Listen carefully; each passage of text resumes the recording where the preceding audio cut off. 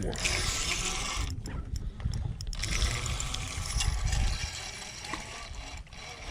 Never felt a thump. I never felt anything. It just saw my line go slack.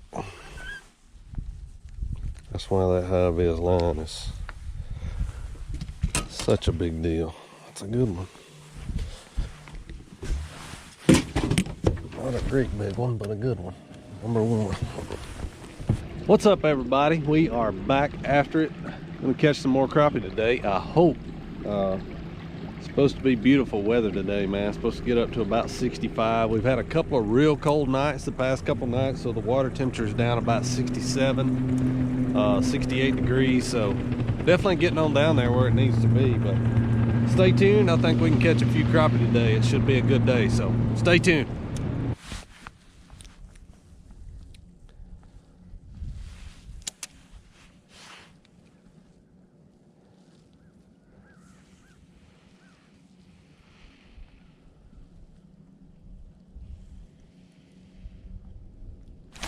There he is. Now that one thumped.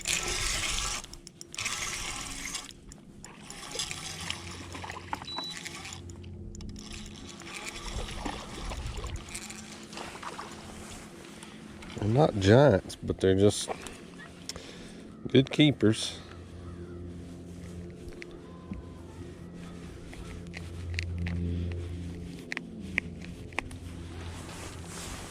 Throw him in there and we'll talk a little bit about what I'm fishing here, what I'm using, all that good stuff. I've got a 1/16 ounce. That's a crappie magnet double cross jig head. Got a good mustad hook in it. 1/16. It's the nickel plated head. With the blue glimmer color crappie magnet. And this water's a little bit dirty, so I may have to play around with my colors just a little bit. I'll tell you one thing I'm gonna do right here. I've got this little bottle of chartreuse dye, and I'm gonna put just a little bit of green right on the tip. Just dye that tail in that chartreuse dye just a little bit, just to give it a little bit of a bright flash down there, just give them a little something to look at. Now these fish are sitting on there's a big rock right out here, and these fish are sitting on top of that big rock.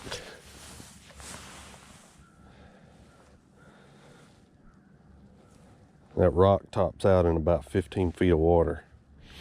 So I'm casting out there, and I'm kind of, you can either count it down or I can just watch it go down on active target.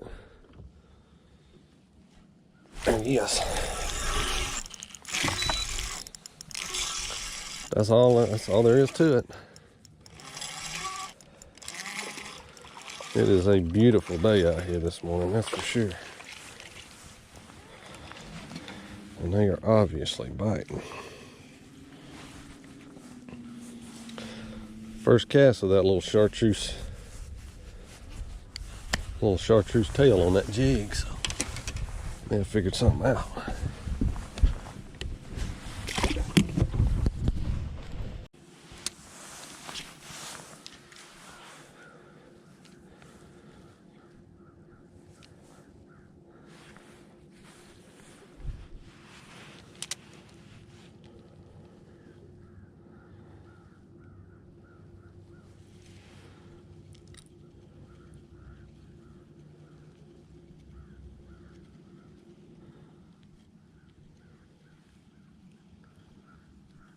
Oh, there's another one.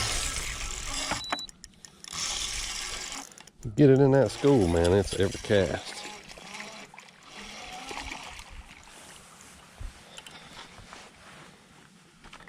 Quit.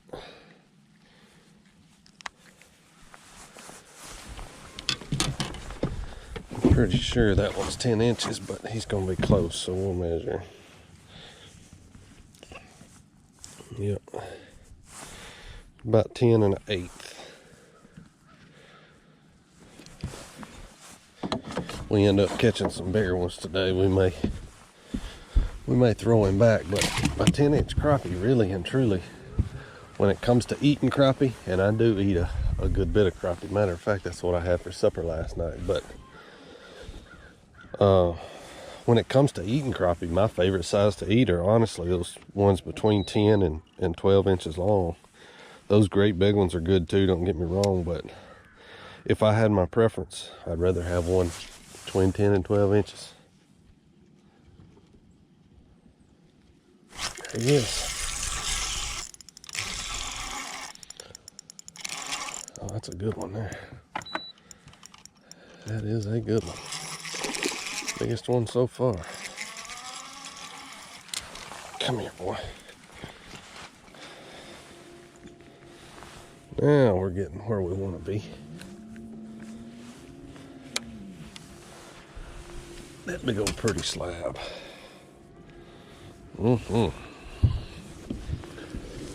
I knew they were going to be biting today. I just saw that weather this morning. I saw it was going to be still, cool. We've had a couple of cold nights the past couple of days. That water temperature's down to 67. I knew it was going to be a good day. Let's talk about my retrieve a little bit, because it's not anything special, and I think that's where a lot of people mess up crappie fishing, is doing too much. I'm literally throwing that jig into that school of crappie, letting it sink down to them, and I'm just picking up on it and just reeling slowly back to me. I might give it just a little bump every now and then, but I'm not doing any jigging up and down or anything crazy like that. When it comes to crappie fishing, for the most part, talking about your retrieve, less is more. Y'all always remember that, less is more, because a crappie, for the most part, they don't like all this jerking up and down and jigging your bait up and all that, because honestly, in nature, a minnow doesn't do that very often. So I literally just throw that jig out there, let it get down in the strike zone, and I just tighten up on it just to ease it back to me. Every now and then I'll just kind of give it just a little bitty, there he is, just a little bitty bump, and I'm constantly watching that line the whole time. I'm watching that line. If I see it do anything, if I see slack go in it, if I see it tick like that fish, I felt it and I saw it. But if I see that, a lot of times you'll just see your line do something different. Set the hook. Another good keeper. Golly, this is fun. I make my living bass fishing, but if I ever figured out how to make a living crappie fishing, I don't know. I love it. I just love it. This time of year, I don't... Honestly, a buddy of mine invited me on a bass fishing trip today, and I just told him I didn't want to go. I don't know. When it gets to be this time of year, I just want to catch these crappie, man. It's fun.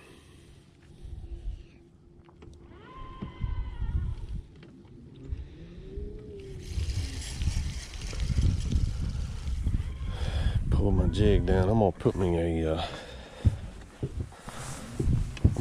a new jig on.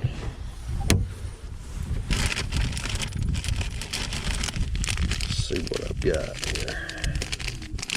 I'm getting lower crappie magnets. I'm gonna have to make another order. This is the color I'm using. The color is called Show Enough. It's basically blue glimmer is what it is for all you bass fishermen out there. We basically call it glimmer blue in the bass fishing world, but very good color. And a lot of people don't realize the difference between just straight white and blue glimmer. See, that blue glimmer is kind of transparent, and it kind of has a shine to it when you put it in the water. And that's I think that's what makes it so darn good. All I do when I'm rigging this crappie magnet, I just go through the head. Make sure you keep everything really straight. That's pretty important. That's very important actually when you're crappie fishing. But I go through the head and I come out right through that split in the tail. Make sure he's good and straight. Just like that. Got a loop knot. Now what I'm gonna do, just like I did last time, I'm gonna get me a little bit of that chartreuse dye right there on that tail.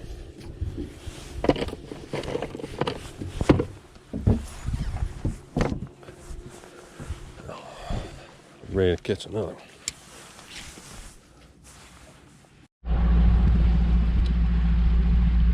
You know, crappie are going to use whatever kind of cover is available to them, and that goes with any fish. So I've talked about this a little bit in the past on this channel, but this particular lake doesn't really have a lot of docks, and I don't think people put enough emphasis on spending the time looking at your electronics and finding fish. Like, I've never idled down this stretch of bank before in my life, so I'm just hunting them right now. And I just marked 2 new brush piles going down this bank right here that I think I can probably catch a crappie or 2. Now, they're not great big schools, but there's 5 or 6 in each school, it looked like. And most of the time I have noticed, if you idle over a school and you see 5 or 6 down there on your side scan or your down scan, when you put that active target in there, there's probably more like 15 or 20 in there, just because of the nature of, you know, down scan. And I mean, you're not going to see every single individual fish. You can with bass sometimes, but it's hard to with crappie because a lot of them are in there under that brush and stuff like that. So there's typically a lot more fish there than what you think. But just keep in mind, like this particular lake, I started out catching some on rock this morning. Rock and brush, and this lake's got a little bit of standing timber in it, and that's what those crappie are going to use. If you're in a lake that doesn't have any standing timber, doesn't have a lot of brush, but it has docks, they're probably going to use those docks.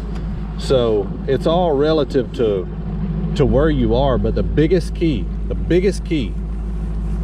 spend your time watching your electronics. Use, you know, whatever brand you use, buy the biggest one you can afford that fits your budget, and learn what you're looking at.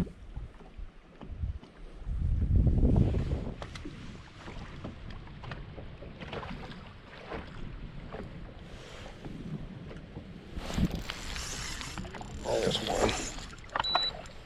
This is a good one right here.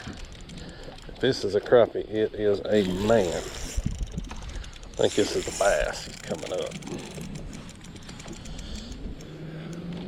I don't know what we got. I think we got a bass. Here he comes up. Yeah, I think this is a big old bass. Not a great big one, but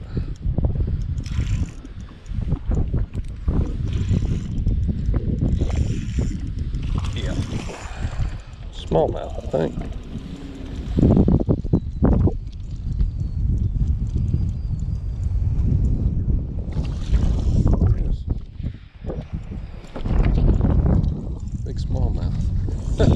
What about that? You'd be surprised how many bass you catch out here fishing for crappie. And that son of a gun was right down in that brush pile where I just marked those crappie to.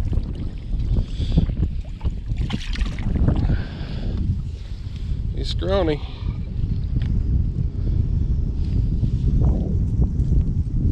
But he's pretty.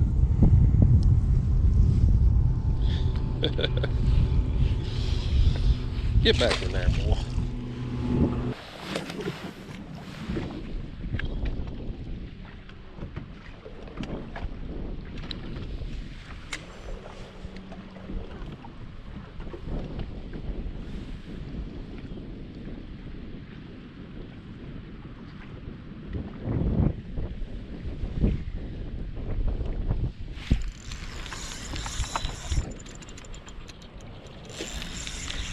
I think this is going to be a big crappie here.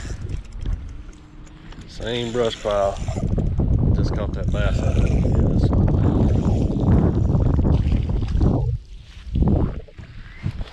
Not a real big one, but decent one. See, that's a brand new spot. I just found it. I never fished there before in my life.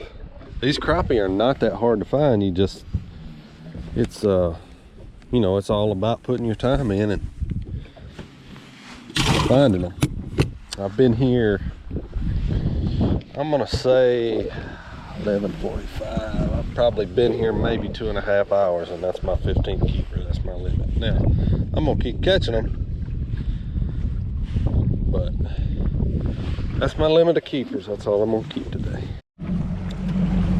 All right, everybody, that is gonna wrap it up for today, man. That was a fun day. Finally got a day where there wasn't just blistering winds. It seems like every day I've got to go here lately, the wind's been blowing 15, 20, 25 miles per hour. So it was nice to be out here. It was 5 to 10 today. I had a little bit of wind, but it wasn't bad at all. So certainly a good day. I caught a dang bunch of them. I caught a limit, which is 15 in Tennessee.